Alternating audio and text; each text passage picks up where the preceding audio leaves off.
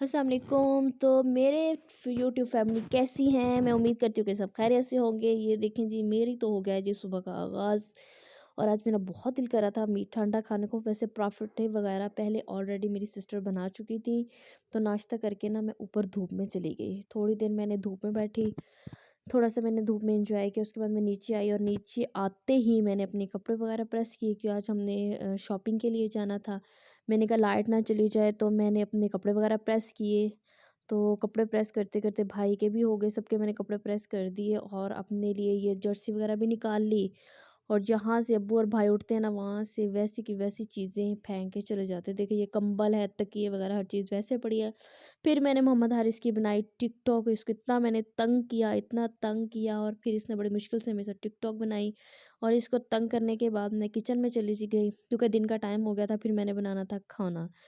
तो ये देखें जी, मेरे मोहम्मद हारिस की होगी जी टिकटॉक कंप्लीट। तो ये जा रहे थे बाहर, मैंने कहा चलो जी मोहम्मद हारिस को भी साथ लेते जाओ, क्योंकि मैंने तो बनाना है खाना, तो इसने मुझे जीने ही नहीं देना। बड़े भाई को कहा है कि इसको साथ लेके जाओ।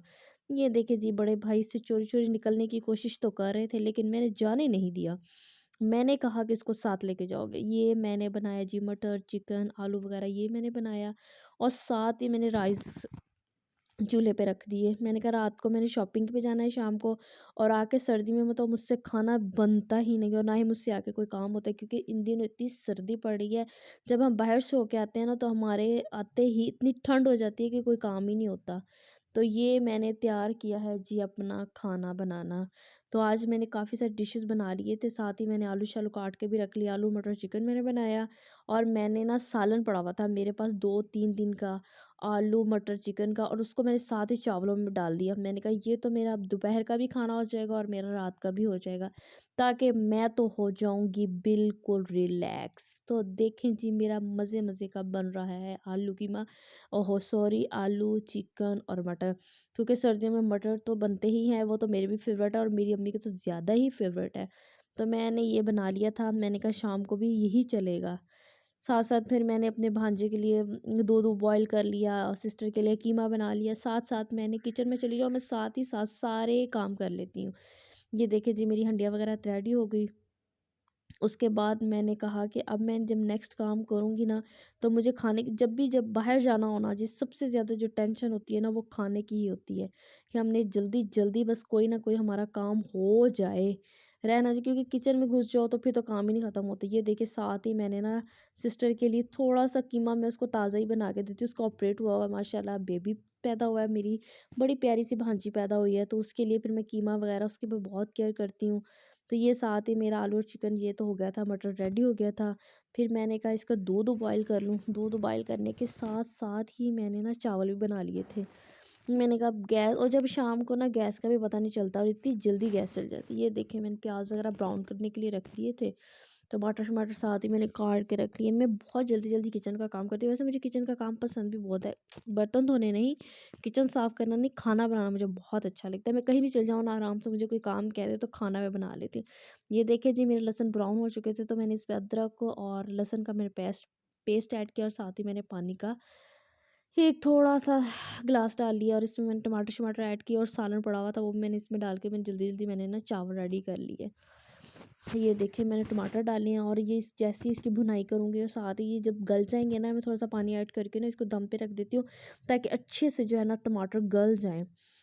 वही तो, ये मेरे टमाटर गल गए, और साथ ही मैंने ना चटनी बना ली। चटनी ना ये भाई बहुत शौक से खाते हैं, तो मैं ये टमाटर और मिर्चें, धनिया वगैरह की चटनी बनाती हूँ, तो शानी बहुत शौक से खाता है। और ये देखिए, मेरे पास सालन पड़ा था 2-3 दिन पहले का ना, आलू मटर थे, शायद ये चिकन भी होगा इसमें, या था ये जैसे भी था, मुझे नहीं याद कि 1 हफ्ते पहले का था।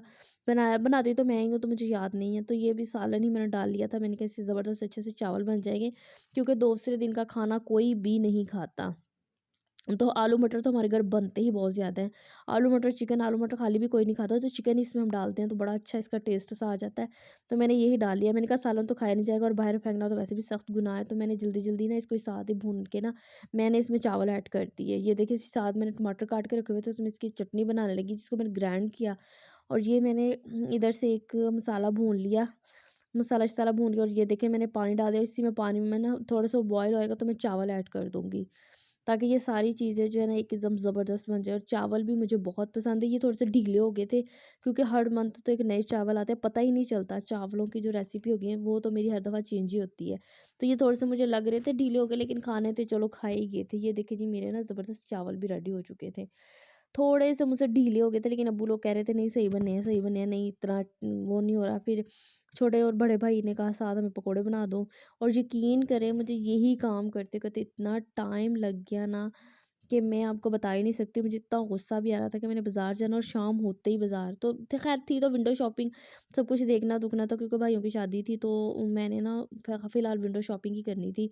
ज़्यादा मेरा इरादा था आज मैं सारी विंडो शॉपिंग करूँगी, मैं देखूँगी कि क्या चीज़ें कैसे न्यू ट्रेंड चल रहा है, और अगर मैंने ऑर्डर पे देना होगा तो मैं ऑर्डर पे दूँगी।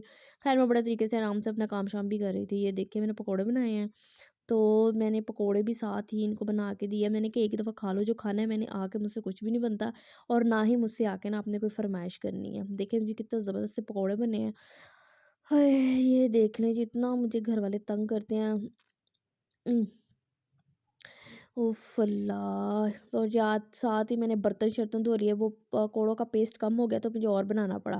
मैंने बना के सेव कर लिया। मैंने कहा अब और मुझसे नहीं बनते। फिर ये हम ना बाज़ार के लिए निकल गए। ये देखें जी हमें 4 बज चुके थे। तो ये हम चले गए जी बाज़ार। बाज़ार में मैंने कहा चलो देखते हैं कि क्या शॉपिंग-शूपिंग होती है। हाय! छोटे भाई को कहा, हम सब फ मैं, अम्मी और शराबा पीछे बैठ गई सिस्टर, और ये देखिए जी हमने की विंडो शॉपिंग। ये देखिए इतनी महँगाई हो चुकी थी, किसी किसी भी सूट को हाथ लगा देता वेल 1 लाख से कम नहीं होता था। 95, 85, 86 इससे कम तो था ही नहीं। ख़ैर चलो देखना ही था ना, देखने ही गए थे, कौन-सा हम लेने गए थे। ये हमने देखा भी, लेकिन ना बहुत अच्छी वैरायटी आई हुई, इतने अच्छे रहीम सेंटर देख लो आप, मुल्तान कैंट देख लो, इतनी प्यारे-प्यारे कपड़े होते हैं। दिल करता है ये भी ले लो, ये भी ले लो, लेकिन लेना तो एक ही होता है ना, एक बारात का और एक वलीमे का। चलो ख़ैर हम देख रहे थे।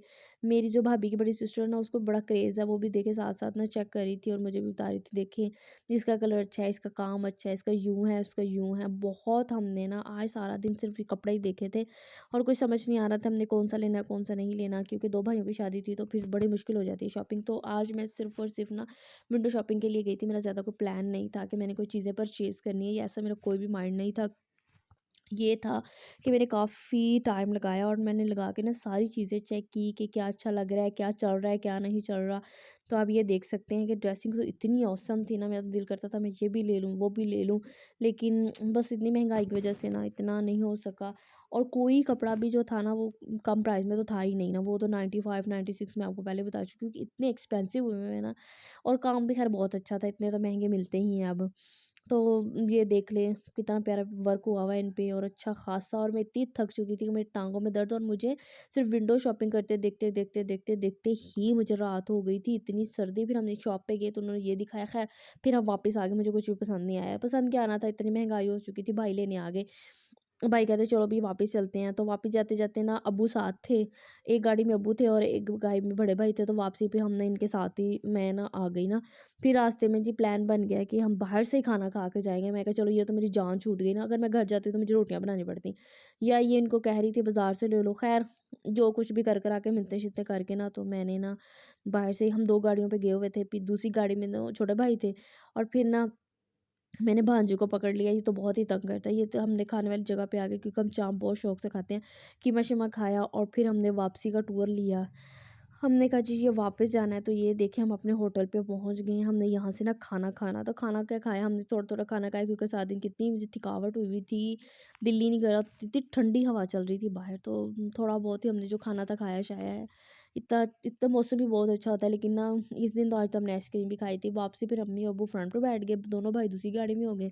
इस तरह बस रद्दो-बदल ही चलता रहा कि आधे रास्ते पे वो चले, फिर कॉल आ गई घर से कि घर तो मेहमान आए हुए हैं, जल्दी घर आओ। मैं ਕਿਹਾ ਲਓ ਜੀ अब तो ਮੈਨੂੰ ਕੰਮ ਕਰਨਾ ਹੀ ਕਰਨਾ ਪਏਗਾ, ਭਾਵੇਂ ਜੋ ਮਰਜ਼ੀ ਹੋ ਜਾਏ। ਲੇਕਿਨ ਮੈਂ ਕਹਿਤਾ ਸੀ ਜੀ ਮੈਂ ਤੇ ਜਾ ਕੇ ਕੁਛ ਨਹੀਂ ਪਕਾਣਾ, ਤੇ ਜਿਹੜਾ ਕੁਛ पकिया वही रखना, नहीं तो जाके अपना होटल तो ले आना जी, मेरे को नहीं पकता। क्योंकि देखिए मैं सारा दिन का इतना काम कर के थक चुकी थी। तो फिर ये रुके हैं थोड़ा सा, तो इनको कुछ समझ नहीं आई। खैर फिर भाई साथ बैठ गए, अब्बू दूसरी गाड़ी में चले गए। अब्बू ने कहा चलो आप जो आपने जो लेना होगा, लेकिन सिस्टर की कॉल पे कॉल आ रही थी, मेहमान आए हुए हैं, आप जल्दी घर आ जाए, पता नहीं वो खाना खाते भी हैं कि नहीं खाते। चलो हमने कहा यही डिसाइड किया कि हम घर जाते हैं। हम मुल्तान शहर में हैं तो ये तो इतनी देर तक तो ओपन ही रहता है। ख़ैर हम घर चले गए। घर जाके हमने कहा डिसाइड करते हैं क्या लेके जाना है, क्या खाना है, क्या पीना है। जो हमारे अभी उनकी फ़रमाइश होगी ना, हम वही खिलाएँ पिलाएँगे। तो जी हम ये घर पहुँचे, जब हम घर पहुँचे तो फिर अभी गाड़ी अंदर ही की थी, तो मैंने छोटे के ना कपड़े ही चेंज किए थे, तो कहने लगे कि बाहर से खाना आएगा तो घर में तो कुछ बन ही नहीं रहा। फिर मैंने मोहम्मद हारिस के जल्दी कपड़े चेंज किए, भाई उसको लेके गया तो ये देखिए जी उनकी फरमाइश पे सिज्जी आ गई, चावल-शावल आ गए और मैं तो जाके बिस्तर बना के आराम से लेट गई। फिर मैं आई और आके ना मैंने दूसरे रूम में अपना नीचे बिस्तर बनाया क्योंकि मेहमान आ चुके थे। घर में कुछ काम-शाम भी लगा हुआ था। मैं आई, मैंने आके नीचे बिस्तर किया और मैंने आराम से आके लेट गई। मैंने कहा मुझे तो कह दे जी गुड नाइट।